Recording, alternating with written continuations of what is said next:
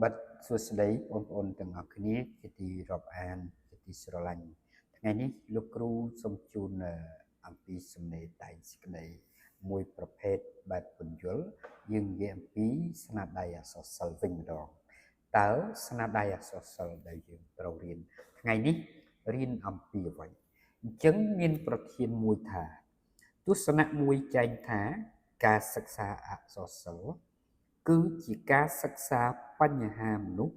នៅសម័យកាលណាមួយចូលអ្នកពន្យល់ទស្សនៈនេះដោយលើកយកឧទាហរណ៍ក្នុងអក្សរសិល្ប៍ដែលអ្នកធ្លាប់បានសិក្សារួចមកហើយមកបញ្ជាក់តើបងប្អូនបានសិក្សាអក្សរសិល្ប៍ប៉ុន្មានប្រភេទរឿងអ្វីខ្លះដែលបងប្អូនបានអានតើបងប្អូនស្គាល់ថាអ្វីជាបញ្ហារបស់មនុស្សដែលមាននៅក្នុងអក្សរសិល្ប៍ដែរឬទេតើអក្សរសិល្ប៍បានបង្ហាញអំពីបញ្ហាអ្វីខ្លះឧទាហរណ៍រឿងដែលបងប្អូនបានរៀនរឿងសុភាទន្សាយរឿងទន្សាយស៊ីជេករបស់យាយបាទរឿងខ្យងប្រណាំងជាមួយទន្សាយរឿងសុភាទន្សាយរឿងទន្សាយធ្វើកិច្ចការផ្សេងៗនៅក្នុងរឿងនិទានទាំងឡាយដែលយើងមានតួអង្គទន្សាយនៅជាមួយហ្នឹងណាបាទអញ្ចឹងបងប្អូនបានដឹងថាតើជាបញ្ហាអ្វីគឺអក្សរសិល្ប៍ទាំងនោះបង្ហាញពីបញ្ហារបស់មនុស្សនៅក្នុងអក្សរសិល្ប៍រៀនអំពីមនុស្សអំពីទេវតាអំពីសត្វអំពីទេវៈអំពីឋានផ្សេងៗជាដើមនិងអក្សរសិល្ប៍ក៏បាននិយាយអំពីបញ្ហារបស់មនុស្សដែរដូច្នេះតើប្រធាននេះអូនត្រូវសរសេរយ៉ាងដូចនេះគម្រោងតែងរបស់យើងនិយាយអំពីដើមសេចក្តីមាន2ចំណុចដែលសំខាន់ដែលបងប្អូនត្រូវសរសេរឲ្យត្រូវគឺចំណុចលំនាំបញ្ហានិងចំណូលបញ្ហារីឯចំណុចដែលជាការទន្ទឹងចាំគឺសំណួរអញ្ចឹងសំណួរយើងគ្រាន់តែសួរធម្មតាមកបាទអញ្ចឹងទំនំបញ្ហាអូនត្រូវសរសេរទាក់ទងនឹងបញ្ហាសរសិលដែលតែងឡើងដូចដូចខ្លះដែលបង្ហាញពីបញ្ហាមនុស្សដូចដូចខ្លះយើងតាក់ទាញអារម្មណ៍អ្នកអានអ្នកស្ដាប់យ៉ាងដូចដូចខ្លះអញ្ចឹងយើងអាចសរសេរថាជាទូទៅស្នាដៃអក្សរសិល្ប៍បានបង្ហាញនៅរឿងរ៉ាវជាច្រើនរឿងដែលកើតឡើងនៅក្នុងសង្គមមនុស្សតាំងពីសម័យដ៏យូរលង់ណាស់មកហើយរឿងដែលកើតឡើងនៅក្នុងបច្ចុប្បន្នកាលរឿងដែលវាអាចនឹងកើតឡើងនៅថ្ងៃអនាគតកាលអញ្ចឹងហើយបានជាយើងរៀនសិក្សានៅស្នាដៃអក្សរសិល្ប៍ឲ្យបានច្បាស់លាស់ឲ្យបានយល់ដឹងអំពីព្រឹត្តិការណ៍ដែលបានកើតឡើងនៅក្នុងសង្គមនោះពីសម័យកាលមួយទៅសម័យកាលមួយថាតើវាជាបញ្ហាដែលយើងគួរកត់សម្គាល់ឬក៏ចងចាំឬក៏អាចធ្វើជាគំរូរបស់យើងខាងមកអញ្ចឹងយើងអាចសរសេរជាទម្រង់បែបហ្នឹងបាទហើយលំនាំបញ្ហាយើងត្រូវបានបញ្ចប់ប៉ុណ្ណឹងយើងចូលចំណូលបញ្ហាយើងនិយាយមកម្ល៉េះហើយសំដូចទស្សនៈប្រធានខាងលើបានលើកឡើងថាអក្សរសិល្ប៍សំទោសការសិក្សាអក្សរសិល្ប៍គឺជាការសិក្សាបញ្ហាមនុស្សនៅក្នុងសម័យកាលណាមួយបាទខាងមកយើងសរសេរខ្លឹមសារការសិក្សាអក្សរសិល្ប៍នេះគឺដាក់នៅក្នុងអភន្តរសញ្ញាបងអូនកុំភ្លេចដាក់ក្នុងអភន្តរសញ្ញាដើម្បីសម្គាល់ថាអ្វីដែលបងអូនបានសរសេរជារឿងសំខាន់រីឯការចោទសួរ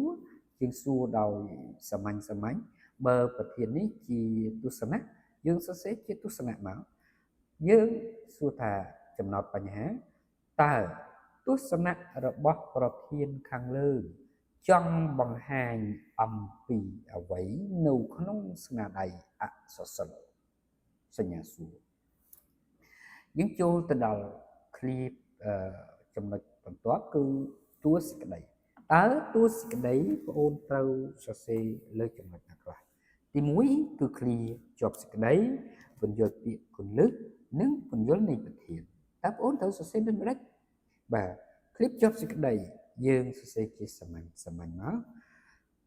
ជាបឋមមុននឹងធ្វើការបកស្រាយទស្សនៈប្រធានឲ្យបានក្បោះក្បាយនិងស៊ីជម្រៅយើងគួរគប្បីយល់នៅពាក្យគន្លឹះក្នុងប្រធានជាមុនសិនខណ្ឌហើយយើងសរសេរបន្តគឺបញ្ចុះពាក្យក្នុងអភន្តរសញ្ញាមកអក្សរសិល្ប៍ឬក៏ការសិក្សាអក្សរសិល្ប៍អញ្ចឹងយើងនិយាយជាទូទៅមកយើងដាក់ថាអក្សរសិល្ប៍គឺជាកញ្ចក់ឆ្លុះបញ្ចាំងពីតថភាពនៃសង្គមខណ្ឌរីឯពាក្យបញ្ហាមនុស្សដាក់ក្នុងអភន្តរសញ្ញាចង់សំដៅលើហេតុការណ៍ទាំងឡាយណាដែលកើតឡើងចំពោះមនុស្សចំពោះសង្គមមនុស្សខណ្ឌបាទយើងបន្តទៀតចំណែកឯបើកអភន្តរៈមកសម័យកាលណាមួយបិទអភន្តរៈមកវិញគឺជាពេលវេលាដែលកើតឡើងរួចមកហើយនៅក្នុងសម័យអតីតកាលនៅក្នុងពេលអតីតកាលខណ្ឌយើងទៅបន្តទៀតចំពោះអត្តន័យរបស់ប្រធានខាងលើមានន័យថាបើកសញ្ញាភ្នែកមាន់មួយមកយើងប្រើសញ្ញាភ្នែកមាន់ការសិក្សាអំពីព្រឹត្តិការណ៍ដែលកើតឡើងនៅក្នុងសង្គមតាមរយៈការឆ្លុះបញ្ចាំងនៅក្នុងស្នាដៃអក្សរសិល្ប៍គឺជាការសិក្សាអំពីបញ្ហាឬក៏ហេតុការណ៍ដែលកើតឡើងនៅក្នុងសង្គមមនុស្សចំពោះមនុស្សដែលកើតឡើងតាំងពីពេលណាមួយមកកន្លងមកហើយខាងអញ្ចឹងចំណុចដែលយើងត្រូវបន្តទៀតគឺទាក់ទងទៅនឹងទី2បំណងស្រាយប្រធានយើងសរសេរមាន3ចំណុចមានគំនិតសំខាន់ទូទៅអំណាងនិងសរុបមតិជាបញ្ហាដែលបងអូនត្រូវចេះគឺគំនិតសំខាន់ហ្នឹងឯងគំនិតសំខាន់ទូទៅជាទូទៅបងអូនអត់សូវបានយល់ឥឡូវនេះដើម្បីសរសេរគំនិតសំខាន់ទូទៅបានលោកគ្រូសួរថាតើបងអូនបានរៀនរឿងសុភាទន្សាយរឿងការសពូនរឿងកលាប់បៃលិនរឿងធនជ័យរឿងផ្សេងទៀតដែលបងអូនបានរៀនហើយបងអូនបានចាំតើរឿងដែលបងអូនបានចាំហ្នឹងជារឿងអ្វីប្រភេទបញ្ហាដែលកើតឡើងជារឿងរ៉ាវអ្វីព្រឹត្តិការណ៍អ្វីដូច្នេះឥឡូវនេះលោកគ្រូលើកអំពីរឿងកលាប់បៃលិនរឿងកលាប់បៃលិននិយាយអំពីបរិសម្នាក់ដែលជាអ្នកកំព្រាឪពុកម្ដាយត្រូវរសាត់អណ្ដែតទៅនៅខេត្តបបៃលិនតាំងពីភ្នំពេញទៅនៅផ្ទះសេដ្ឋីម្នាក់ដែលគាត់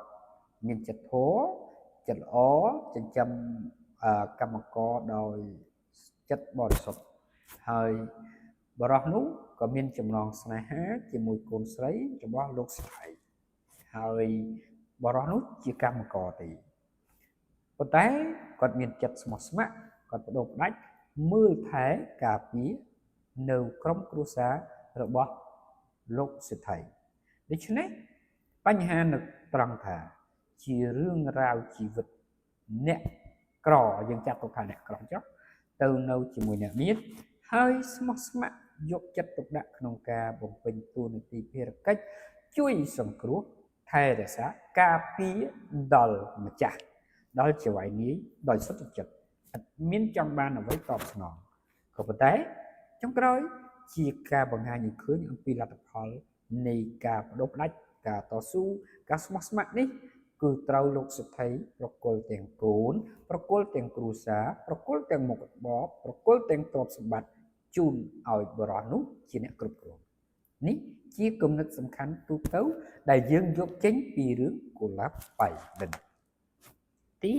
2យើងនិយាយទៅរឿងធនជ័យមានបញ្ហាអីនៅក្នុងសង្គមជាបញ្ហាតស៊ូជាមួយវណ្ណៈជាជាន់ជាតស៊ូជាមួយនឹងវណ្ណៈអភិជនរួមទាំងព្រះកូណានៅក្នុងសម័យកាលនោះដែលខាងសម័យកាលនោះលោកអ្នកដឹកនាំលោកតែងតែគិតថាមនុស្សថ្នាក់ទាបប្រជាជនសាមញ្ញមិនសូវជាអ្នកមានចំណេះដឹងខ្ពស់ទេមិនអាចជាអ្នកមានចំណេះដឹងខ្ពស់ទេដូច្នេះការបង្ហាញតាមរយៈរឿងធនជ័យគឺធ្វើឲ្យអ្នកនៅគ្រប់សម័យកាលយល់ឃើញថាសមត្ថភាពរបស់ធនជ័យអាចដោះស្រាយបញ្ហាផ្សេងៗដែលកើតចំពោះមុខបានសូម្បីតែមន្ត្រីក្នុងព្រះរាជវាំង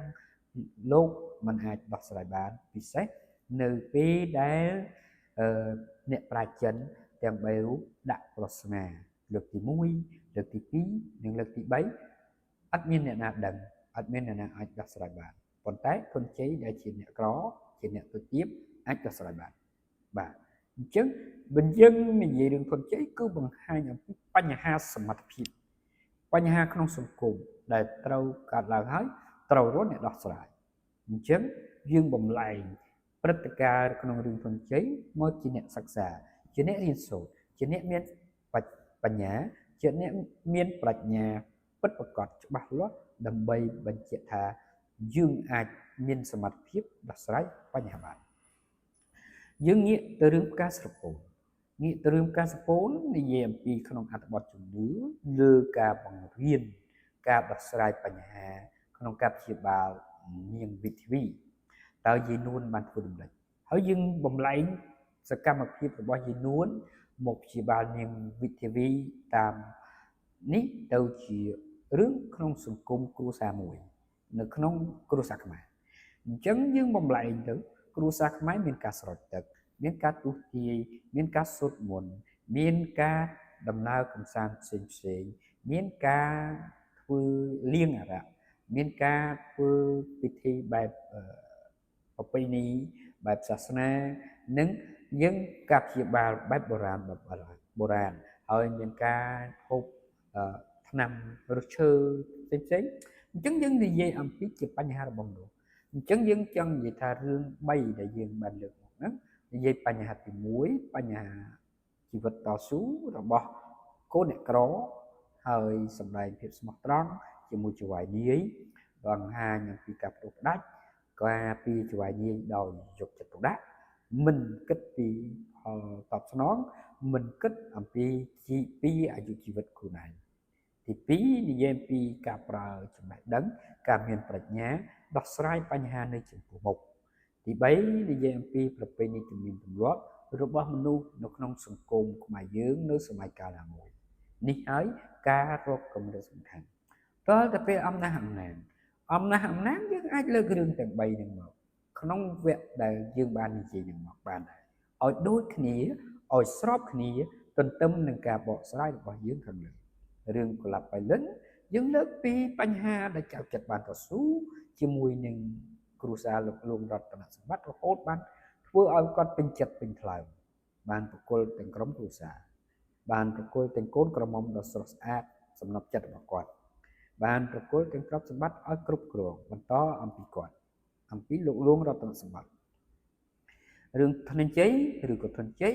យើងនិយាយអំពីការតស៊ូការដោះស្រាយបញ្ហាដោយប្រាជ្ញាស្មារតីរបស់ធនជ័យចំពោះមន្ត្រីក្នុងរាជវាំងខ្មែរចំពោះអ្នកប្រាជ្ញចិនចំពោះព្រះកូណារបស់ចិនដោយជោគជ័យដោយមានប្រាជ្ញាខ្ពង់ខ្ពស់ហើយបន្តទៀតរឿងការសពូនយើងនិយាយពីយាយនួនព្យាបាលកូនដោយភាពល្អត្រឹមត្រូវបែបនេះតាមប្រពៃណីខ្មែរប៉ុន្តែបានផលឬមិនបានផលជាលទ្ធផលមួយដែលបង្ហាញថាការដែលខុសឆ្គងឬមិនខុសឆ្គងរបស់គ្រួសារខ្មែរនៅសម័យកាលពីមុននិងសម័យដែលមិនទាន់មានពេទ្យល្អត្រឹមត្រូវច្បាស់លាស់ដូចសម័យសពថ្ងៃអញ្ចឹងយើងនិយាយបែបហ្នឹងមក3រឿងហើយប្រវត្តិសាស្ត្រយើងមើលនៅក្នុងសម័យ អង្គរព្រះរាជាណាចក្រកម្ពុជាឬក៏អាណាចក្រខ្មែរបានបង្កើតមន្ទីរពេទ្យនៅក្រុងអង្គរដោយមានការដឹកនាំរបស់ព្រះមហាក្សត្រខ្មែរនាសម័យកាលនោះពិសេសព្រះនាងឥន្ទ្រទេវីដែលជាកវីខ្មែរដ៏ឆ្នើមនិងជាអគ្គមហេសីរបស់ព្រះបាទជ័យវរ្ម័នទី7លោកបានបង្កើតនៅមន្ទីរពេទ្យដ៏ដំបូងគេនៅប្រទេសខ្មែរយើងនេះឯងបាទហើយហ្នឹងយើងលើកតែប៉ុណ្្នឹងមកនឹងយើងអាចបញ្ជាក់បានថាអ្វីដែលយើងត្រូវសរសេរយើងត្រូវបំលែងបែបហ្នឹងបាទហើយចំពោះសរុបមតិវិញយើងអត់បាច់សរុបច្រើនទេបាទយើងមិនបាច់សរុបច្រើនទេសរុបតែគាត់និយាយថាសរុបមកទស្សនៈរបស់ប្រធានខាងលើពិតជាបង្ហាញអំពីការសិក្សាសរសិលនិយាយអំពីបញ្ហារបស់មនុស្សនៅក្នុងសង្គមនាសម័យកាលណាមួយយ៉ាងពិតប្រាកដមែនខាន់ចប់ហើយចំពោះបញ្ចប់សេចក្តីជាចំណុចដែលបងអូនខ្វះខាតគឺមតិវាយតម្លៃរបស់ខ្លួនឯងការវាយតម្លៃប្រធានចឹងប្រធានយើងត្រូវថាប្រធានហ្នឹងនិយាយពីបញ្ហារបស់មនុស្សតាមរយៈអក្សរសិល្ប៍ចឹងយើងសរសេរថាជាទីបញ្ចប់យោងតាមការបកស្រាយខាងលើបានបង្ហាញឲ្យឃើញថាប្រធានទស្សនៈរបស់ប្រធានមានតម្លៃអប់រំយ៉ាងខ្ពស់យ៉ាងជ្រាលជ្រៅចំពោះមនុស្សក្នុងសង្គមសម័យជំនាន់ក្រោយត្រូវសិក្សាឆ្វេងយល់អំពីបញ្ហាដែលបានកើតមាននៅក្នុងសង្គមនាសម័យកាលអតីតកាលរបស់ប្រទេសនីមួយៗរបស់ប្រទេសខ្លួនឬប្រទេសដទៃហើយដែលយើងត្រូវមានការចងចាំមានការកែលម្អមានការកែតម្រូវទៅលើចំណុចខ្វះខាតទាំងឡាយណាដែលមានពីអតីតកាលហើយយើងងាកមកបង្កើតចំណុចល្អៗនៅក្នុងសម័យបច្ចុប្បន្នកាលរក្សាទុកទៅសម័យអនាគតកាលដើម្បីជាចំណេះវិជ្ជាដ៏ល្អឯកសម្រាប់ដល់មនុស្សជំនាន់ក្រោយយកទៅសិក្សានិងផ្សព្វផ្សាយបន្តហើយចំពោះ